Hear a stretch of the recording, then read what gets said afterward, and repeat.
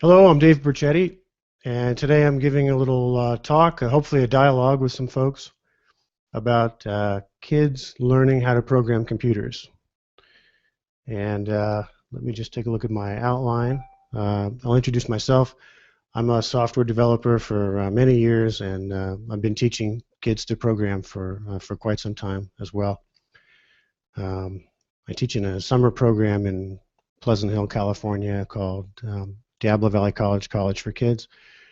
And I've just started some classes in the Lafayette, California area. In fact, this morning I had a new class of Python, mostly beginners, and that went very well.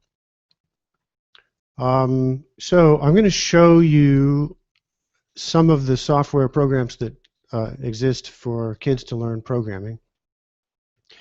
And hopefully you'll engage with YouTube or the Google Hangout in such a way that you can either bring your face here or type in questions. So if you see a link on YouTube inviting you to come and ask questions, you can type questions, or you can bring yourself here with the camera and a microphone and join in the discussion. Okay, so why don't we start with Scratch. So I'm going to make a little change here, and I'm going to share something in my browser, and that's coming up here. Okay, so you should see my browser, and here's this is Scratch. Scratch came from Massachusetts Institute of Technology, and the question came in, and it seems to be in a language that I can't read, so I'm afraid I can't do anything with it, but thank you for the question. I hope it's not bad words or anything. I'll assume it's not. So Scratch was built on top of Squeak, which is something that Alan Kay and other folks of Smalltalk fame created. And I taught Squeak for a while, and then found Scratch to be a little bit easier for the kids to use, but definitely not as deep and rich as Squeak. And then there are lots of other spin-offs from Scratch. I don't know if spin-off is exactly the right word, but things, tools that are like Scratch in some ways, like Tinker, which I'll also show. So this is, Scratch is online, and you're looking at my folders of stuff. So let's just start maybe a little higher. Here's the top page, and you can see featured projects. Let me just dispose of the question that I can't read. Okay. So I'll go to my project, and I'll just show you a couple of things. So here's a program that with this beetle, and the beetle will draw a square. This is the program here. This is called a script, and this is the what is it called? I'll think of the name of it in a minute. In Tinker, it's called an actor. Okay, a sprite. That's right. So let me click the green flag, and it does what it's supposed to do. So let's analyze how that worked. Go to -150, 100. That's the point at these coordinates. And then there's these things in green have to do with drawing with the pen. And so we cleared the previous drawing and then put the pen down and set the color and the size. And then we did what you do when you draw a square, which is to repeat 4 times, moving and drawing at the same time.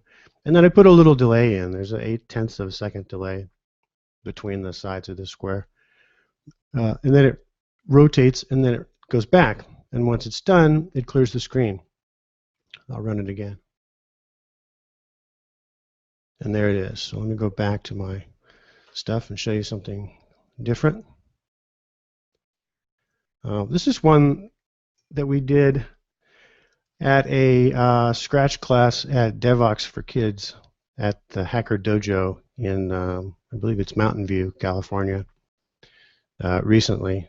And I was asking for ideas from the kids for what to do, and they wanted to have an earthquake or a shaking building. I don't know if you'll be able to hear the sound.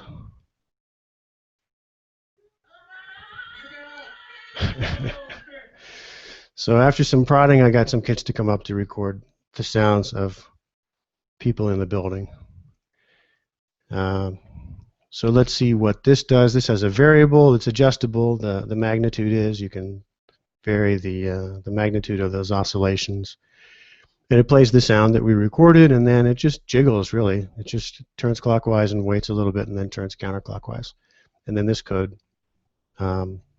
increases and decreases the magnitude. So there are a couple of Scratch projects.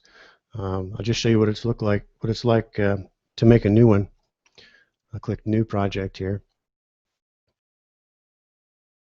And the cat is one of many sprites that you can work with. There are lots of backgrounds and pre-made sprites, and you can make your own.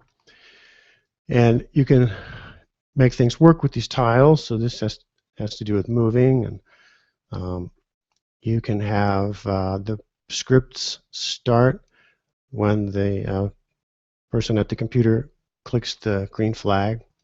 So when I click the green flag, this program just does this. I could go here and have the cat move and then say hello for 2 seconds, and then that goes away. Okay, so that's Scratch. Now I'll switch to Tinker. Oh, I see there's a question. Awesome. Can we access your Scratch projects for reference offline later? Yeah, absolutely. Thank you for that question. Let me select it to show that I'm answering it. So if I push the share button, I can share these projects. And my username is Dave Brick, DAVEBRIC. So if you go to Scratch, you can take a look at those. You may find some that are a lot better, but you're certainly welcome to look at any of the ones that I've shared. Back to here.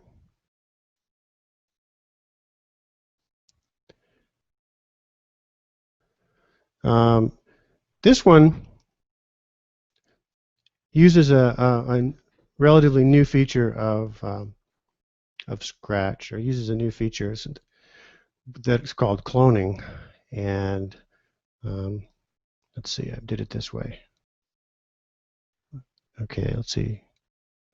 1 second, I have to remember how this works. When the sprite is clicked, oh, right. So this is a tree. I tell my students that it should become obvious very quickly that I don't pay a lot of attention to the artwork. I'm more interested in the code.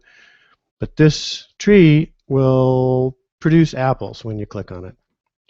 So that's a new feature. You can clone things. So you write the code once to describe what the behavior is for one apple, and then when you clone it, the clones also have that behavior.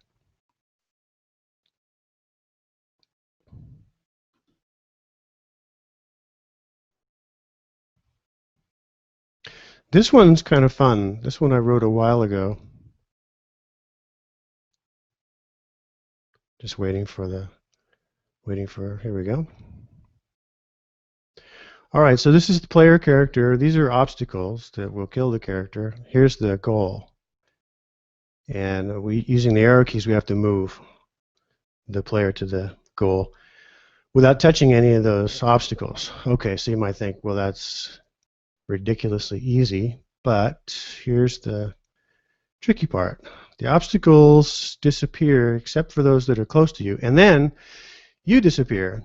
So I'm going to tell you what I'm doing. I'm moving up,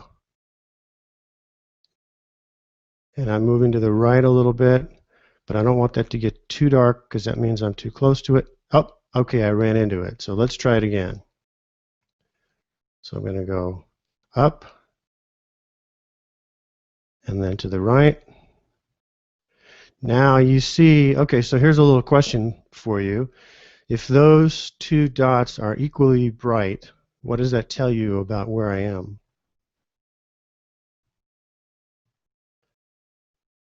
Now I'm moving to the right. Okay, so that's arrived. So I'm going down a little bit because I don't want to hit that. And here's another one. All right, so I want to kind of get equally between those, working my way up. I'm getting there. Yay, I made it. Okay, so that's kind of a fun one. Tinker. Tinker is a commercial product, so they make money from it, and they I think they earn the money because they do a lot of good educational material that comes with it. So just to give you an example, um, I taught using Tinker at the Diablo Valley College for Kids that I was talking about last summer, and on the first day of class we had some kind of power trouble, so I couldn't give the lecture to introduce them to Tinker. And we went right into the lab, and they sat down, and I told them where to go, and they started, and they followed the lessons, and they didn't really need the lecture. So that's kind of nice. Schools, I may be a little out of date on the info and the pricing and stuff, but I think it's still free for schools, and for folks who want to use it at home, it's $50, and that includes some very nice lessons. So let me sign in, and I have a teacher account.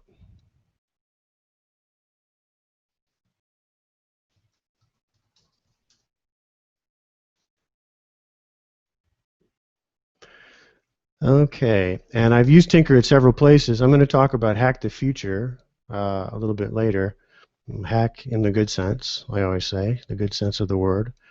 Let me go to my projects here, and I'll show you just some simple ones that we made. Here's a growing player escapes maze. That's similar to one that I showed you. This is one. One day I brought in a hard drive and opened it up and taught the kids a little bit how it works. And then I asked them to make a simulation of the hard drive. I don't know the names of these parts, but the read-write heads are up here, and this is some kind of arm, and there's electromagnets that make it move. So this is supposed to be just a simulation. If you've ever seen a hard drive in operation, this is not too far off. And how does it work? Well, this is very similar to Scratch, as you might have noticed. Forever, which means just keep going forever, and it points in a random direction. So this actor, the sprites from Scratch are called actors in Tinker. It just picks a random angle from 60 to 90 degrees, and it turns to that, and then it waits a tenth of a second. I guess a real hard drive would be a lot faster, have a much faster, what do you call it, seek time, I guess, than 1/10 of a second. One thing that's really nice about Tinker is it has physics features. So let me see if I have a physics project. So let me first remember how to get back to my stuff.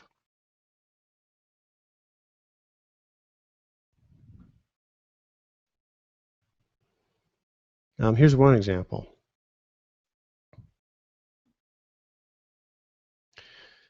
You see this start physics, that turns the physics engine on, and anything that's not anchored down will fall and possibly bounce and do other things and interact with other objects as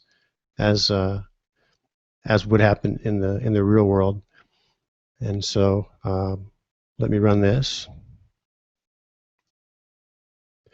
Okay, so this ball bounces, and its restitution, I think that's the word, is set to 1, which means it doesn't lose any energy when it, we're kind of ignoring air resistance and the friction from bouncing on the surface. And so what this thing does, it doesn't look like a blower, but when I click this button, it it imparts a force against the bouncing ball. And on the Young Programmers podcast and YouTube, I've got a video that shows this physics stuff and explains it. Let me just direct you to the video. In fact, I might just play a few seconds of it here through the Hangout. I'm just copying the URL here. Let's see if I can do this. Okay, YouTube.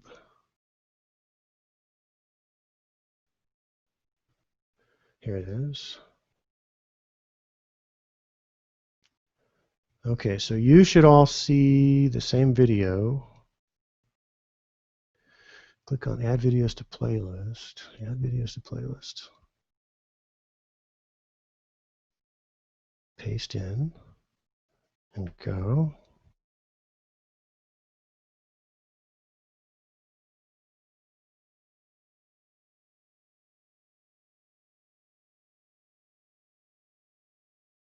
Now I'm going to jump ahead a little bit here.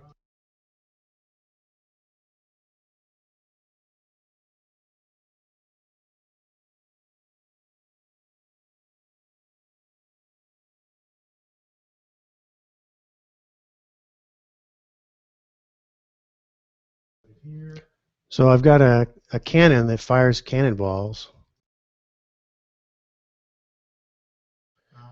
and it'll fire lots of them.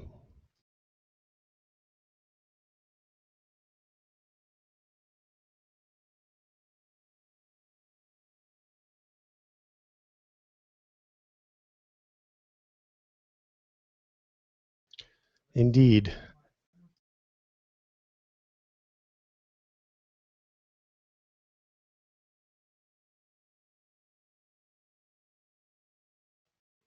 So here it's actually shooting the balls. This is kind of the finished result. If you're interested in how it works, you can watch this, the whole video.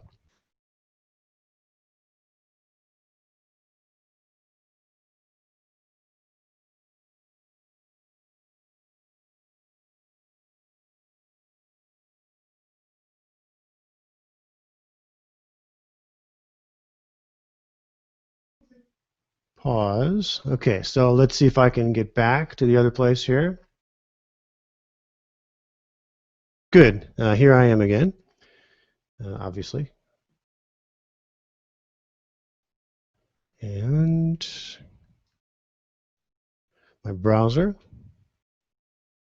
Okay, great. So I've shown you Scratch, told you a little bit about the history of it, starting with the famous and brilliant educator and computer scientist Alan Kay, and leading to Squeak, and then Scratch, and then to Tinker. And what do I have next on my agenda here? Oh, I think it's time to get into Python. So I need to switch to a different program here, and let me get these ready.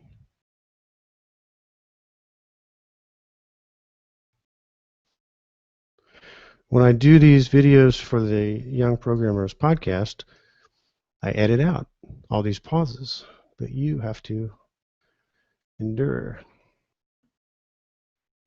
Okay, almost ready. I'm going to share this. Okay, now this one I'm not sure you're going to be able to see it, but let's try it. I'll have to make a little adjustment. This is a program written using Python and Pygame. So Python, you'll find it at python.org. Let me just see. I have to make a change here to show the running program. This is it. Now, I have no idea if you see it. It's animated. You should see sort of a lawn of clover and then a bee buzzing around, and the bees moving around to pick up nectar from the flowers. So this is the beginning of a graphical 2D game that's written in Python. So I'm going to press Escape to make that go away, and then I'll show you a little bit about the code and how that works.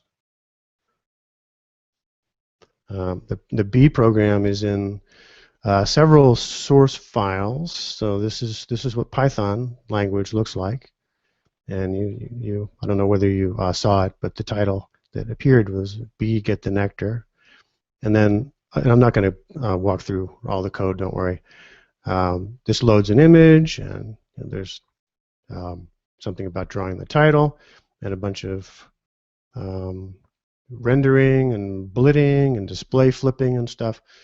And the end result is that simple, the beginning of a game. Okay, now to something simpler. And I think I have to switch to the different window. So let's close this one, see what happens. Comes back to me, and then I'll share this other one.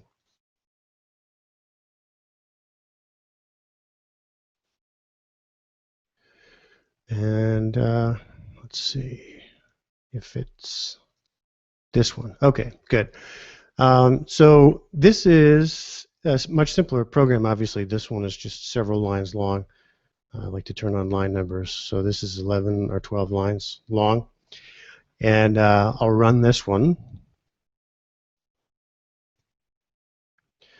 And the results come out here. And what you're seeing is 10 simulated single die throws from a 6-sided die.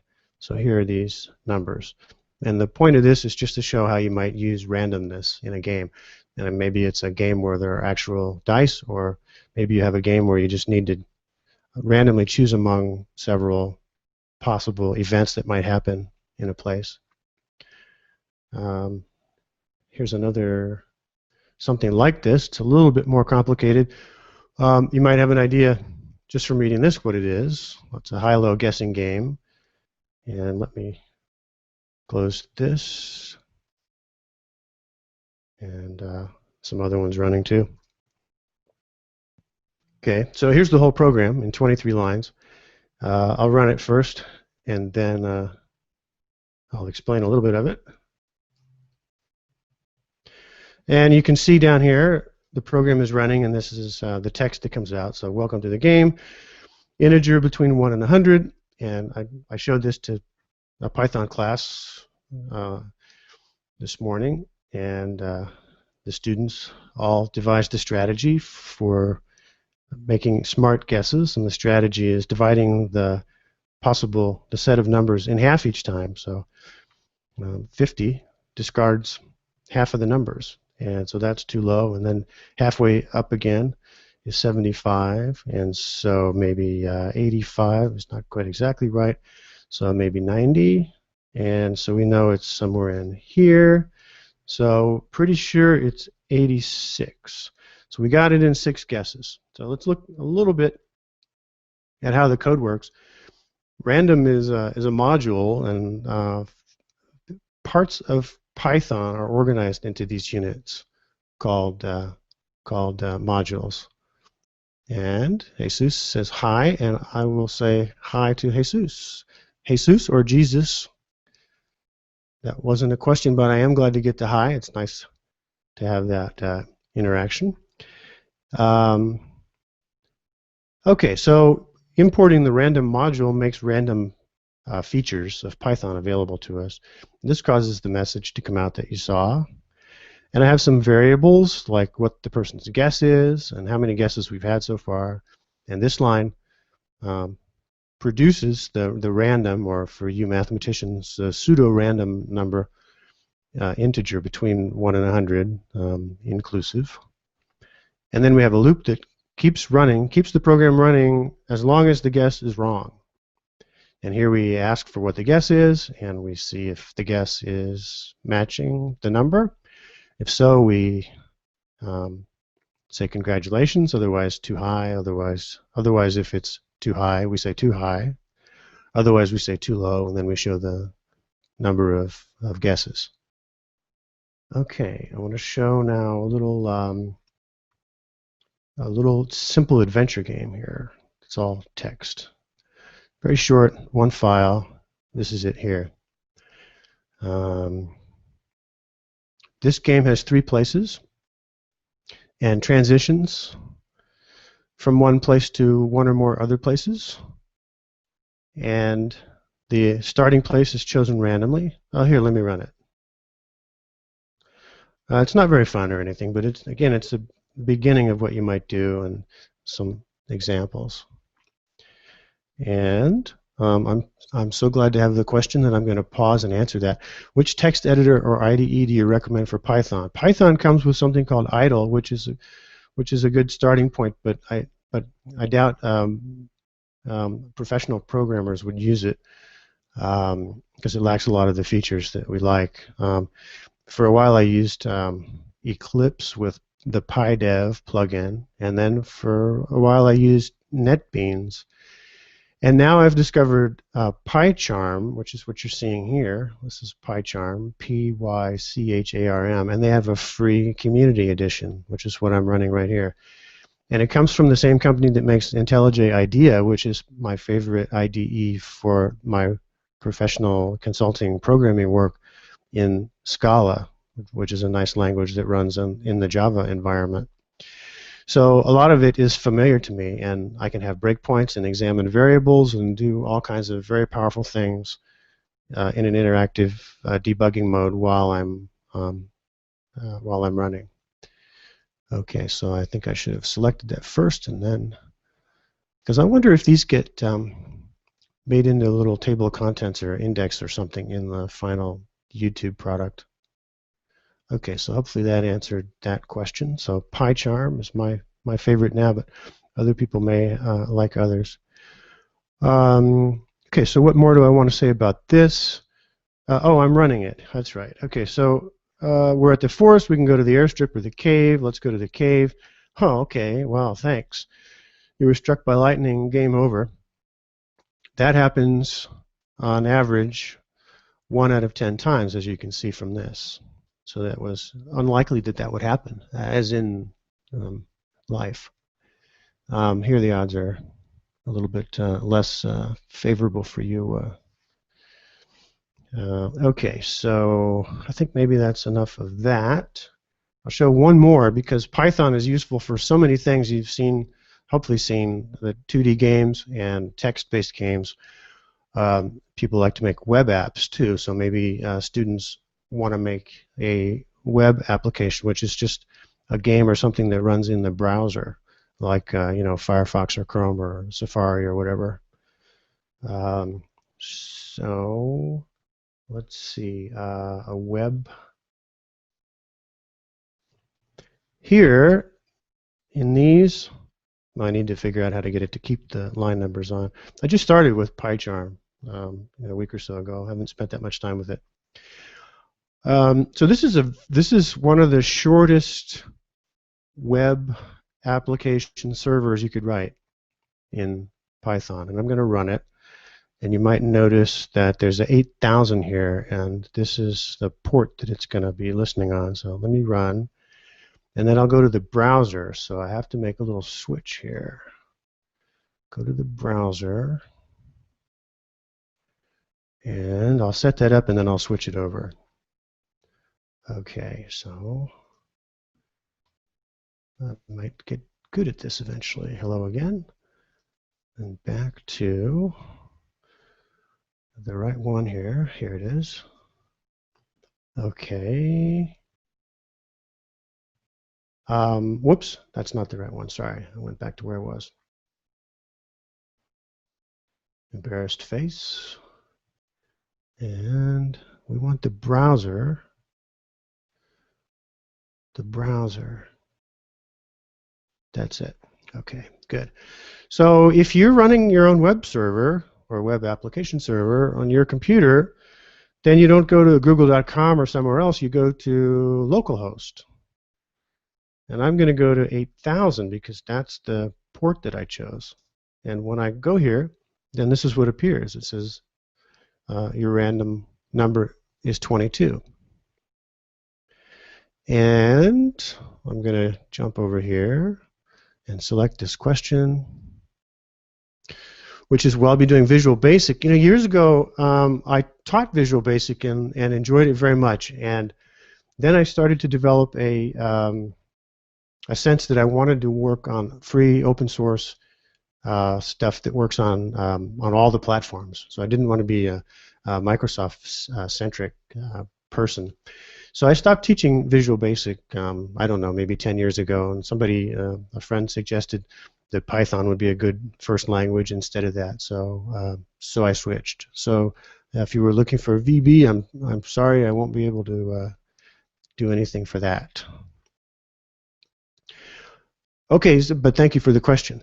Your random number is 22. Well, how did that happen? Well, here's some code, and I won't get into all this. With web application, you have HTTP requests like GET, and here the response to a GET request is this HTML here that includes the body that says your random number is, and then a random number gets substituted into this.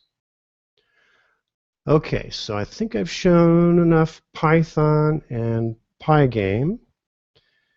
And now I just want to mention some other things. So I think I'll show my face here. Let me set this one away. And go back to here. So hello again. And let's take a look.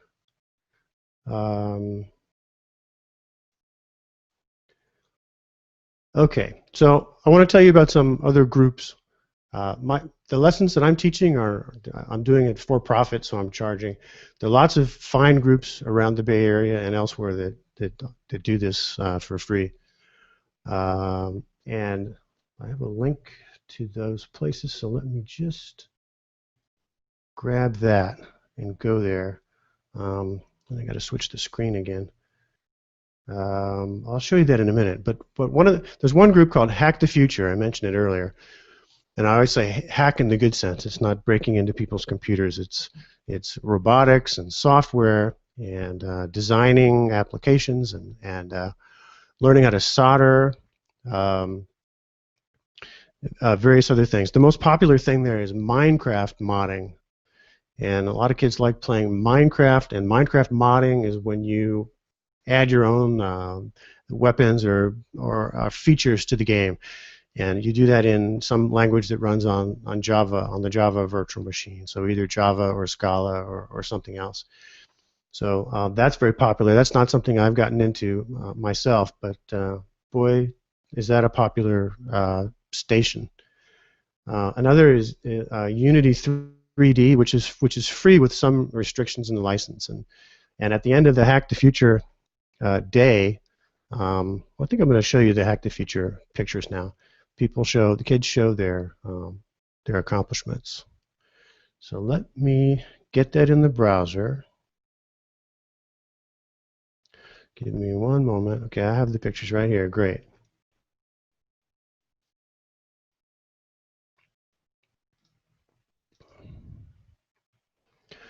Okay, so these pictures are from Hack the Future 10, which was in the Dublin, California library. These events are, most of them have been in the South Bay, in the San Francisco Bay Area, Mountain View. Someone says, I like MC. Oh, so that's Minecraft. Okay, good. You came to the right place, Caleb. Not that I'm going to have much to say about it, but I'm glad for you, and you might be interested in this Hack the Future. So the adults who help the kids are called mentors, and we're volunteers, and sometimes we wear silly hats so that we identify ourselves to the kids. So I'm just going to zip through some of these pictures and tell you some things. They're doing Python at this table, I think. And this is a high school kid who just came and brought some books, and he knows a lot about physics, and so he had people come and ask him questions about traveling at the speed of light and things like that. And a few more pictures here. At this station, you make, with using kind of arts and crafts types things, you design a mobile app or something like that. This young man is one of the few, I don't want to say child mentors, teen mentors, and he knows all about Arduino. So he has these little computers with sensors and motors and stuff. So if you go to Hack the Future, you spend some time at his station, and you can build some very interesting projects. This girl has got an Arduino here. An Arduino is a little board, and you connect it to your computer with, I think, a USB cable, and you write a program in a language called processing, and then you send the program to the machine, and then you run it, and it turns motors and things like that. This is soldering, and this is where I finally, at age 54, learned to solder. Well, I'm very proud of it.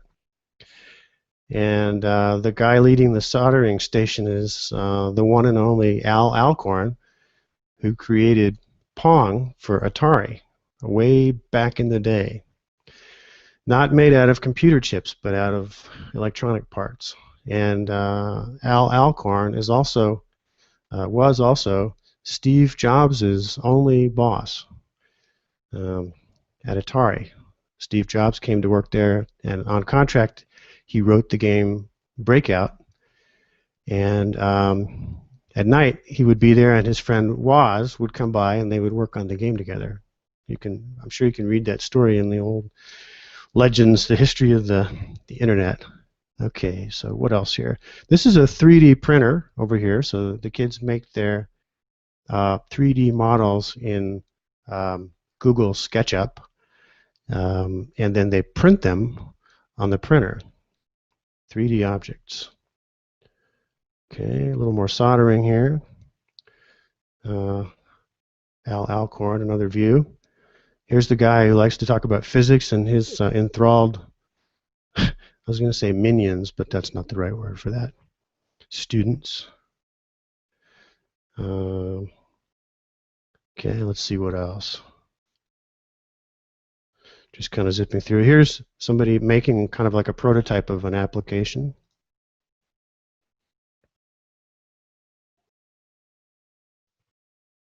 This is an oscilloscope, and when I learned how to solder, we made these little kits.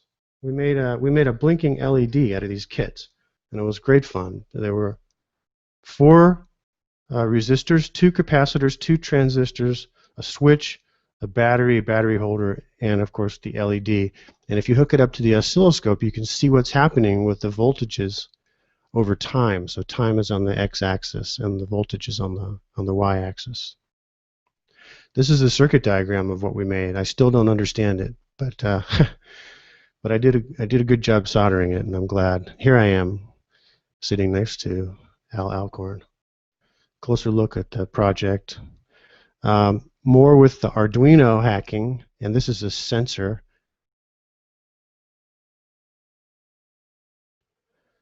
Okay, now we're coming. Here I am holding up the thing that I soldered. This is the guy, and I missed an opportunity. I should have had Al Alcorn himself teach me to solder, because then I could have said for the rest of my life that I learned to solder from Al Alcorn. But it was this other nice guy. I can't remember his name at the moment.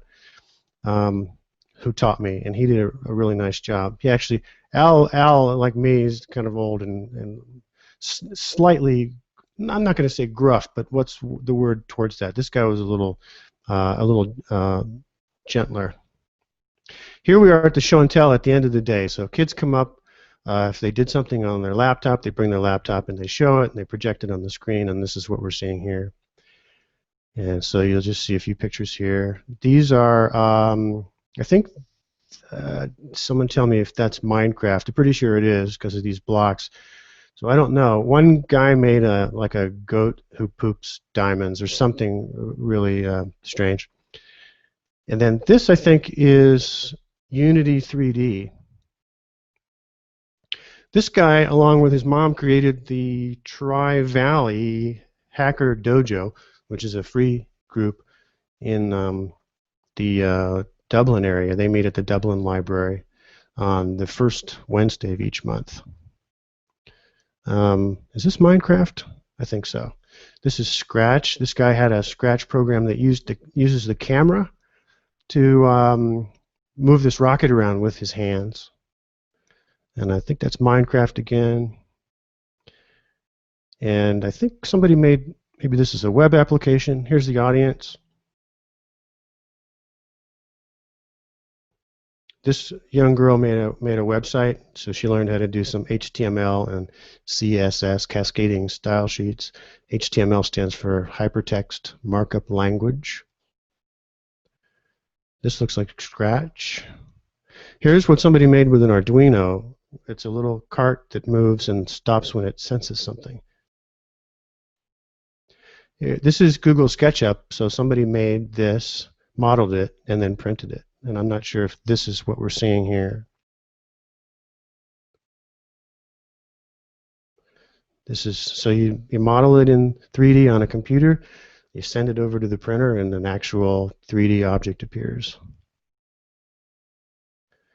This guy was very pleased with himself because he made a web page that caused annoying pop-ups to appear and never end. And so he learned something from it, so it wasn't all bad. Another Arduino project, and that's the end of those. Okay, so how are we doing on time? I changed the time to an hour, and we're at 42 minutes right now. So let's see what else I have planned here.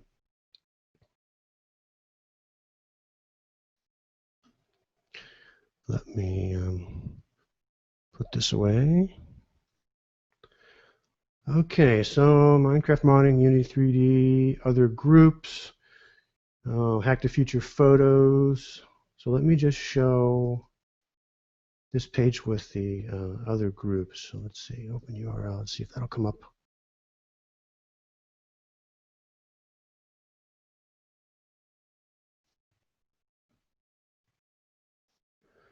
One second. That's interesting. I'm going to meetup.com and I'm getting they got attacked with a distributed denial of service, DDoS attack. And so maybe that's what's happening. If you go to meetup.com, young programmers, I'll put it here, and look at the in the discussion section. One second here, I'll just put it right here.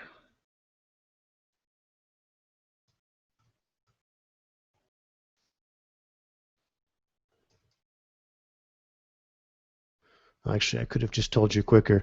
Meetup.com/young-programmers, and young, the Y in young, and the P in programmers is hyphenated, is capitalized.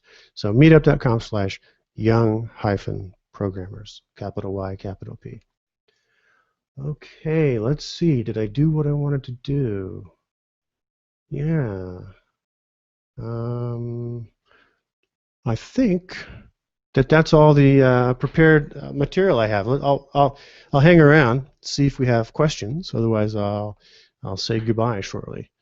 The meetup.com is where I'm publicizing the Dave Burchetti's Young Programmers classes that will be around Lafayette, the La Miranda area. And I have one starting on next Wednesday that is a Scratch class for grades 3 through 8. It's an hour and a half in the afternoon. This is the advertising part of it. From 4 to 5:30 at the Lafayette Library, and it costs $17. And so you can see that on meetup.com. Okay, so let me go another 30 seconds, see if we get any questions. I'll think of something else to say. Oh, here. This is my project that I soldered. Can I get this to look right? Yeah. Oh, let me turn it on. Gee. See? Isn't that nice? Now, I know you can get a little blinking LED that's all in one unit, but Al Alcorn said that that's no good because you don't really know how it works because it's just like a little computer thing. But here, if you study that circuit diagram, you can figure it out.